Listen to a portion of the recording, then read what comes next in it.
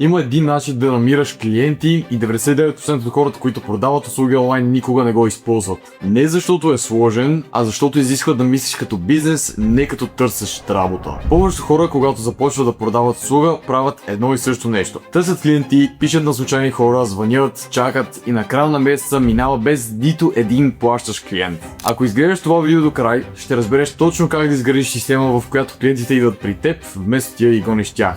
Не теория, точният модел, с който студентите ми намират клиенти без досадно звънене по телефона на хора, които така или иначе не ти искат услугата. Казвам се Ведин, помагам на хора да изградят услуга с AI, с която намират клиенти на вече съществуващи бизнеси, и истината, че и на тях им е по-сложно да си намират клиенти, докато не разберат едно единствено нещо. Нека минем заедно през всички методи, от най-лошия до единствения, който реално работи, да го срочвам. И преди да започна, искам да съм много ясен. Ако твоята услуга не струва и само знаеш, че не е достатъчно добра, не си прави изобщо труда да си търсиш клиенти, а се върни обратно, направи си услугата достатъчно добра и тогава започни да я предлагаш. Метод 1. Cold calling. Нека започнем с класиката. Взимаш телефона, звъниш на случайни бизнеси, обясняваш какво правиш и чакаш да кажат да. Ще ти кажа защо това е най-лошият вариант. Първо, не знаеш дали въобще имат нужда от услугата ти. Може вече да работят с агенция, може да не правят реклами по принцип, може просто да не са готови. Второ, звъниш на човек, който не те познава, не ти вярва и в момента е в средата на работния си ден. Конверсията от студени обаждания е под 2%. Работиш много, а резултатът буквално е супер малък. Хората мразят директния маркетинг, никой не обича да му се продава. Заради това оценката ми за този модел е 2 от 10. Метод 2. Студени съобщения по LinkedIn или пък Instagram. По-добро от cold calling, но само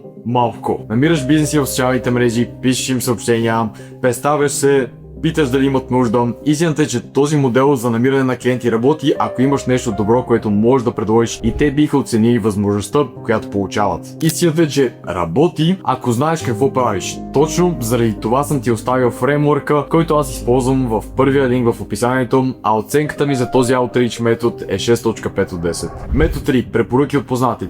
Това вече е различно. Познатите препоръчва на бизнес, те вече имат някакво доверие за теб. Разговорът тръгва по-лесно, работи добре, но сравнително бързо се изчерпва. Ако в момента нямаш много доволни клиенти, с които да си работил, това няма да работи за теб и със сигурност не е консистентен начин да си намираш клиенти. Така че оценката ми е 7 от 10 само защото работи. Метод номер 4. Фуния с безплатни ресурси. Това за мен е единственият метод, при който клиентът идва при теб, вместо ти да го гониш.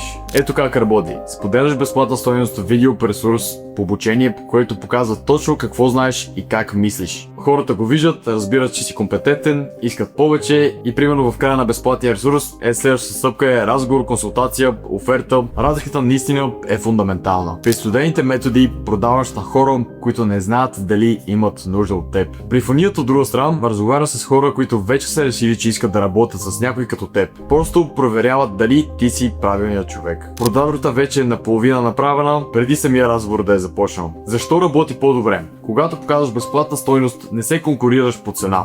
Конкурираш се по доверие, а доверието не може да се купи с по-ниска оферта. Кристиан изгради точно такава система в рамките на месец и затвори първия си клиент за над 2000 евро, без нито едно студено обаждане. Естествено, подобни методи работят само ако наистина имаш добра услуга, добър си в това, което правиш, може да дадеш безплатна стойност, която наистина е по-добра от останалите хора, които се пробват да дават онлайн. Клиентите намират по сравнително естествен път, защото им излиза реклама, взимат нещо безплатно, виждаш, че си компетентен и в края на деня те си запазват консултация с вече изградена представа за твоята експертиза или пък за твоята поне малка компетентност, която имаш в сферата, и вече когато влезеш на разговор и започне самия продажбен процес, нещата се случват по много по-елементарен начин, защото те са по-затоплени, а по-затоплени означава, че са по-вероятно да купят от теб. Ако искаш да разбереш повече за бизнес модела, който ми помогна да изградя първия ми си бизнес, да се премести в готин офис и да работя с големи клиенти като Ice Pro, Minimarty, инфлуенсъри и куп други бизнеси, вземи безплатното ми обучение от втория линк в описанието и ако видеото е достатъчно полезно, абонирай се.